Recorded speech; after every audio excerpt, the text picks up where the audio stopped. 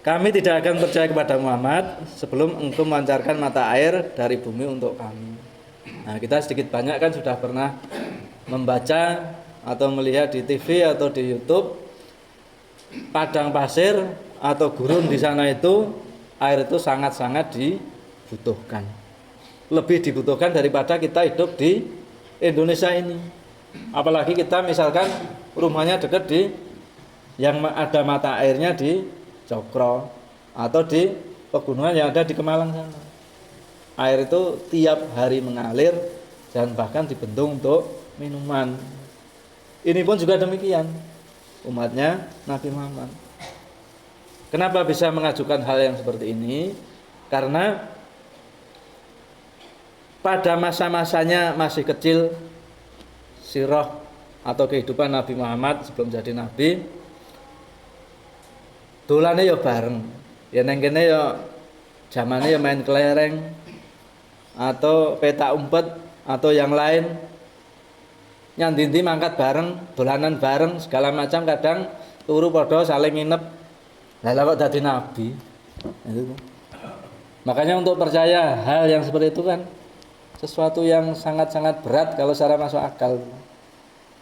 Wong kowe dhisik turu ya gluntang-gluntung karo kok kowe dadi nabi. Bahasa kita di sini.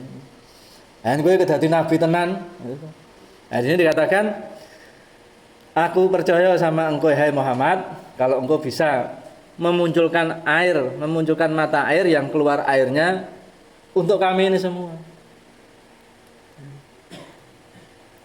Nah, kemudian pada kalimat berikutnya ayat yang 91 dikatakan itu satu yang diminta au takuna laka jannatum min nakhili wa inabin fatufajjiral anhara khilalaha tafjiro. Permintaan yang kedua, atau engkau mempunyai sebuah kebun kurma dan anggur, lalu engkau alirkan di celah-celahnya sungai yang deras alirannya. Nah, kita yang pernah transmigrasi atau yang pernah tilik saudara-saudara kita yang transmigrasi, delok kaya ngene iki biasa. Tapi kebun sawit atau mungkin kebun karet atau mungkin kebun kopi. Kita biasa melihat yang seperti ini. Di pinggir-pinggirnya ada sungainya yang membatasi dengan kebun yang punya orang lain, atau di sini dikatakan di tengah-tengahnya mengalir air yang deras. Di watengene apa pinggirnya ada kebun kurma, kemudian tengah-tengahnya ada pohon anggur, dan misalkan sudah pada berbuah semua, kita melihat itu alangkah indahnya. Sambil duduk di atas batu, yang kau ngomong nggawa dingklik atau meja ya sisan nggawa meja di situ, sambil bawa makanan dari rumah, makan selesai buahnya kurma atau buahnya anggur. Betapa enaknya, betapa senangnya sebelum makan cuci tangan di celah-celah sungai ini, setelah makan juga mencuci tangan dan mulutnya.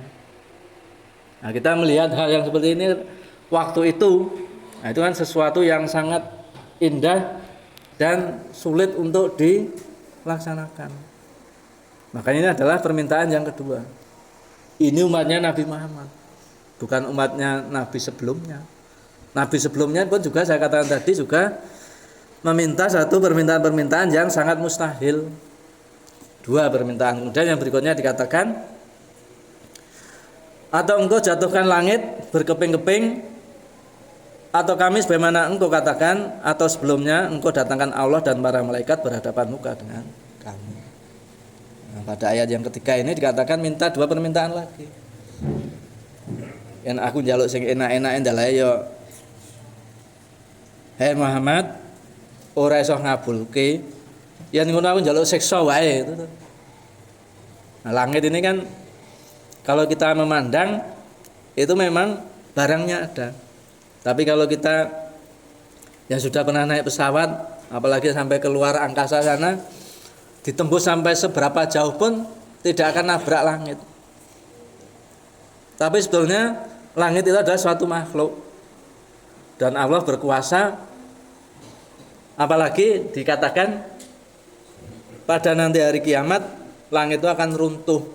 Nah, kalau runtuh itu berarti kan saling terkait sebelumnya itu. Ini memang sesuatu yang gaib dan pasti nanti akan terjadi. Walaupun kenyataannya dari di mata kita melihat itu langit itu dhuwure sakmono kae lho. Nah, kita naik pesawat tinggai segala macam sampai setinggi tingginya kita tidak akan ketemu atau ndemok langit itu tidak ada. Tapi dalam sesuatu yang gaib dikatakan itu makhluk dan bisa ambyar, bisa jatuh berkeping-keping. Nah, ini juga satu permintaan. Atau, nah ini kan seperti apa yang dikatakan dari umatnya Nabi Musa itu. Gusti Allah, aku pengen delok wajahnya Gusti Allah ini kaya ngopo to itu. Nah, waktu itu juga dipenuhi permintaannya, delokan gunung kae. Delok gunung ambyar, luluh lantak, Nabi Musa pingsan. Nah, padahal hal-hal yang seperti itu, apalagi yang anak turunnya Bani Israel, pasti dari cerita-cerita itu dan ada benarnya, pasti turun-temurun.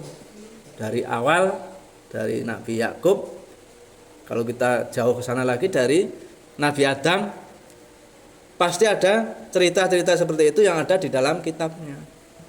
Diulangi lagi zamannya Nabi Muhammad. Gusti Allahi wajahe kaya ngopo. Njaluk neh karo bentuke malaikat itu seperti apa to? Aku pengen ngerti. Nah, seperti itu. Sudah 4 yang diminta ya. Kemudian pada ayat yang 93 dikatakan, atau engkau mempunyai sebuah rumah terbuat dari emas. Undilalai tenan diwujudke mesti omahe entek dititili jadikan rayaan mereka yang melihat. Atau engkau naik ke langit. Nah, saya ini naik ke langit itu ya bisa tapi pakai alat. Tapi kan enggak pakai alat ya mana bisa.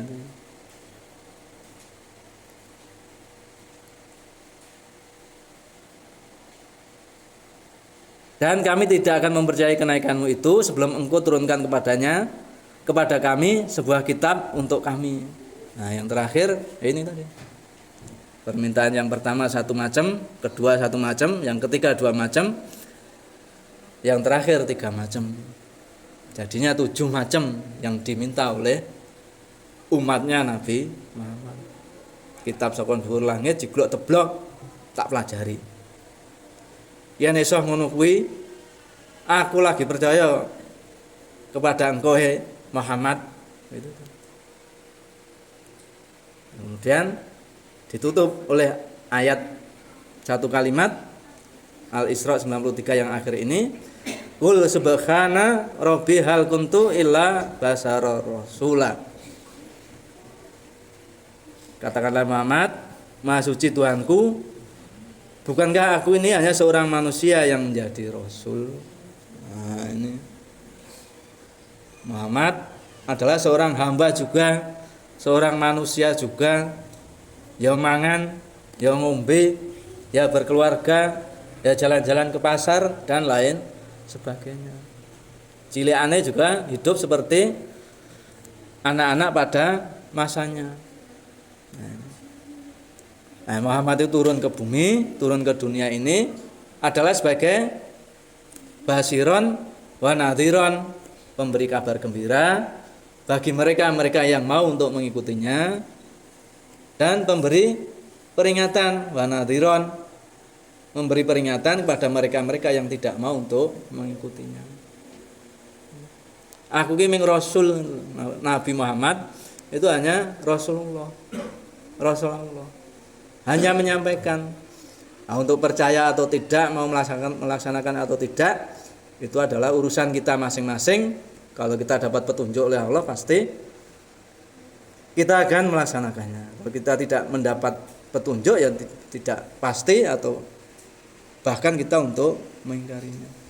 Nah, dari ayat ini kita bisa mengambil satu pelajaran. Nah, seperti yang sekarang kita ini, jangan sampai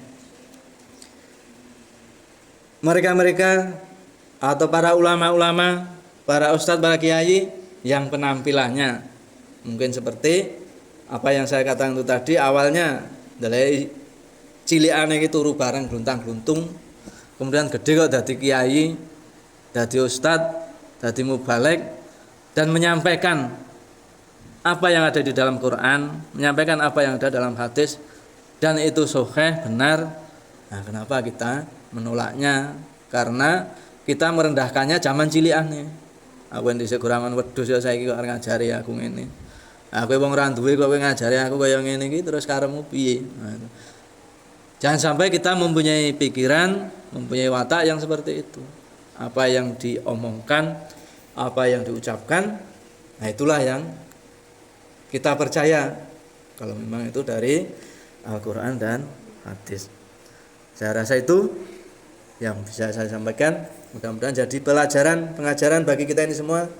Mudah-mudahan menambah ilmu kepada kita ini semua.